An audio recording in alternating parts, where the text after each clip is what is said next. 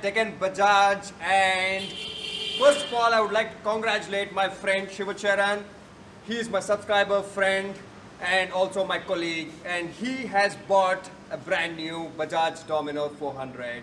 So he's the one who's filming this video. Congrats, Charan. Thank you. Okay, now this is a video about a very important topic which I have been asked many times. That is how to check your motorcycle and what are the points to check before you take a delivery of a brand new motorcycle. Now this is applicable to any brand, any motorcycle. So it is not only limited to Bajaj. Now we work hard and buy our machines, correct? We spend a lot of money, sometimes we take loans and we pay EMIs. So when we are taking a delivery of a brand new motorcycle, we better know that everything is correct and it is indeed brand new and you don't end up getting into any problems, correct? So now there are a few points which I have noted down to make sure that you your life gets easy before you take the delivery of your motorcycle. Now, first point, that is, yes, if you are taking the delivery of your motorcycle from a trusted dealership like Deccan Bajaj, you don't have to worry much. But in case you're taking it from a dealership which you are not very sure about, then make sure of one point, that is, your motorcycle is not used as a test ride vehicle. Yes, sometimes this can happen, when showrooms don't have a dedicated test ride motorcycle. What they can do is they can give a motorcycle which is lying there to be delivered to a customer later on, and they can give this to someone to take a spin around and test it. Now, why would you want someone to do that to a brand new motorcycle, right? Because if someone has already ridden it, then it's not a brand new motorcycle anymore. It becomes a used motorcycle, whereas you'll be paying price for a brand new one. And you don't even know how the person has ridden it. So make sure that you check the odo, and anything more than 2 or 3 kilometers is not acceptable. Most of the time I would say insist on getting a motorcycle which has 0 kilometers on the odo. But again, in few situations, the stocking area of the showroom where they stock the motorcycles could be slightly far from the showroom, so they could ride it down from there to the place they deliver it.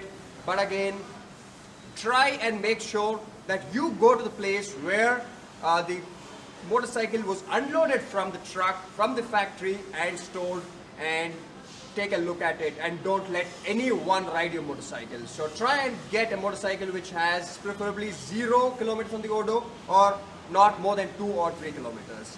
There have been situations when customers have been forced to take motorcycles, not by Bajaj, but I'm not mentioning the brand. However, they have been forced to take motorcycles which had about 70 or 80 kilometers on the odo. So it's not a brand new motorcycle anymore, correct? So now you could say that in a few situations, the showroom people can take out, the odo reading cable from the front wheel and then ride the motorcycle, right? Yes, that is possible in a few motorcycles. So in that case, what would you do? The odo would still show 00. What you can do is make sure to check the handle grips.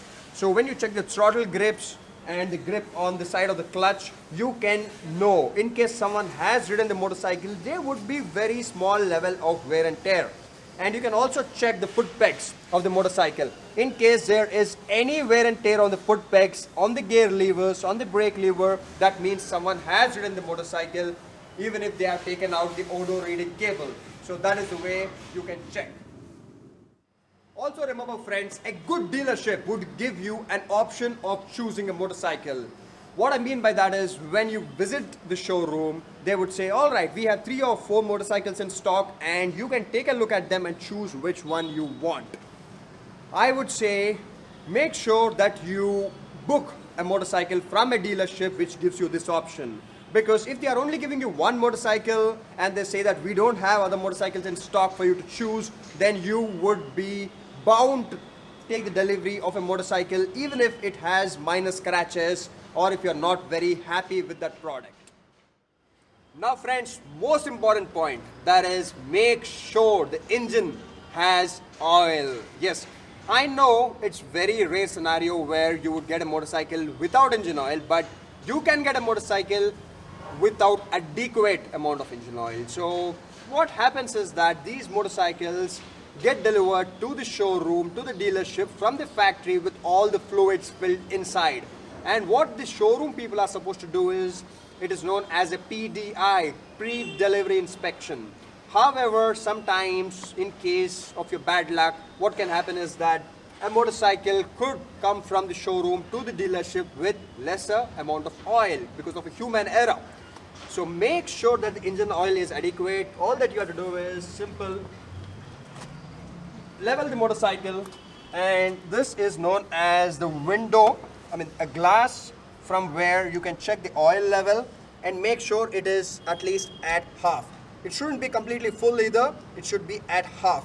Anything lesser than half, say if it is like this, or if you cannot see it, it means that the engine oil is not adequate, and insist the showroom people to top it up, or say that you don't want that motorcycle and take a different motorcycle. So this is where the option of taking a different motorcycle helps. Another critical point, friends, make sure that you press every lever on the motorcycle and check if it is working fine, and especially the front brake and the rear brake levers. So what you have to be checking here is that make sure they are not spongy or they are not saggy. So this is where the bleeding of the brakes matters. As I mentioned, these motorcycles already come ready from the factory. There can be some human error where the bleeding of the brakes was not done well. So in that case, when you press the brakes here, the brake lever, you can understand if it is proper, if it has proper pressure or not. In case you don't have proper experience in this, take someone who can understand if the brakes are good or not. If they are not, ask the showroom to re-bleed your brakes or refuse the motorcycle and take delivery of a different motorcycle. And also make sure that you check the brake fluid level. That is, this is where you can check the brake fluid level from. Okay, most of the time now you feel that there's nothing inside, but it's absolutely topped up because .4 fluid is, almost like water. It is kind of transparent. So, in case you're really in doubt, you can ask the showroom people to open up the cap of the master cylinder here and you can check it. But in case the pressure is good, it means that the fluid is there inside. Also make sure that you don't be in a hurry when you go to a showroom. Take a couple of hours of your busy time and inspect the motorcycle. So what you should be doing is, before you sign any papers and accept the motorcycle from them, let them wash the motorcycle, clean it up, and let the motorcycle stand like this for about 15-20 minutes or half an hour. So that way you'll get to know in case there are any leakages on the motorcycle. Yes, it's a brand new motorcycle, but you can never know. There could be some manufacturing defects. There could be some coolant tube leaking, or some gasket or some bolt not fit well. So in case there are any leakages on the motorcycle from any fluids, you would get to know if you have parked the motorcycle on a clean surface like this. Then in case there is something like that, do not accept that motorcycle. Now, in case your motorcycle is a liquid cooled motorcycle, when I say liquid cooled, it means it has a radiator inside which there would be coolant liquid, also known as antifreeze. In case your motorcycle has this, you need to be checking something critical, that is the coolant liquid. And coolant liquid can be checked from the coolant reservoir. This is a coolant reservoir and it would be having maximum and minimum levels. Now if you see here, you see that fluid? Yes, that is the coolant. And it should always be in between maximum and minimum. So if it is not, make sure you ask the showroom people to top it up or refuse the motorcycle and take a delivery of a different motorcycle. Also friends, another very critical thing, that is when these motorcycles are loaded up in the factory, yes, the air is topped up in the tires, both the front and rear, but it is not topped up with precision. What I mean by that is that it is not checked precisely if the rear should have 30 psi and if the front should have 25 or 28 psi. They don't check it so precisely. So most often they are just topping it up with air pressure pump, but most of the time the pressure is higher than required, sometimes way higher than required. I have seen situations where the rear was supposed to not have more than 32, but it had about 42. So in case you think, yeah, it's a brand new motorcycle, I don't need to check the air pressure and take the delivery and go on a good highway ride, then excess air pressure would mean that your valves can get damaged, the ride could be very rough, and it's not good for your rims, and it's not good anyway. So first thing, take it to a trustworthy fuel station where their air pressure gauge is calibrated, and get the air pressure checked. Most of the time in motorcycles like these, the rear should not be more than 32. That is with a pillion. For a single rider, you can have 28 for the rear, and the front, usually 25 is standard, but you can go up to 28. And friends, remember, in a liquid-cooled motorcycle, the most important thing on a radiator is the radiator fan. And there have been situations in few motorcycles, the radiator fans have failed, and sometimes the radiator fan was faulty even from the factory. So how do you make sure that your radiator fan is working fine? Well, simple.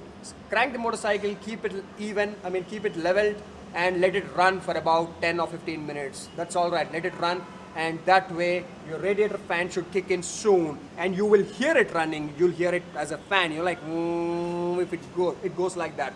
If it doesn't kick in, it means the radiator fan has some issue, and if it has, refuse the motorcycle and get a different motorcycle.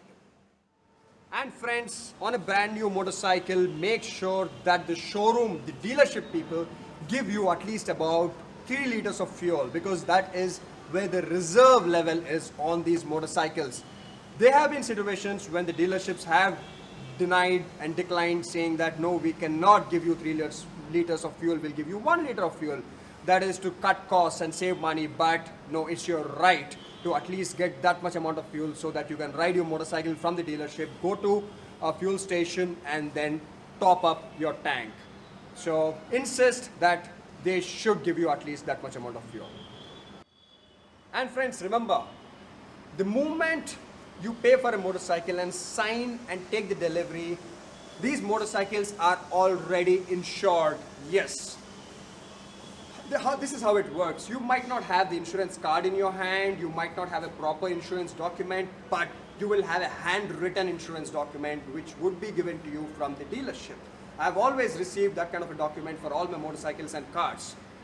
Why I insist on this is that I don't want you to get into a situation where you have taken the delivery of a brand new motorcycle for which you have worked so hard for, and you go onto the road and someone who doesn't know how to ride ramps into your motorcycle and damages your motorcycle, and that way you would not have insurance to claim.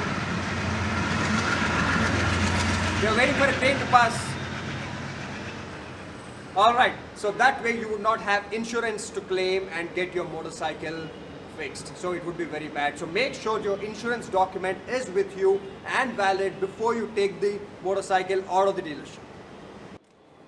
And friends, on a brand new motorcycle, everything should work, correct? So when you take the delivery, make sure that every light, like the indicator, you see here, like the indicators, left, right, every button, every knob, the headlight, everything should be working.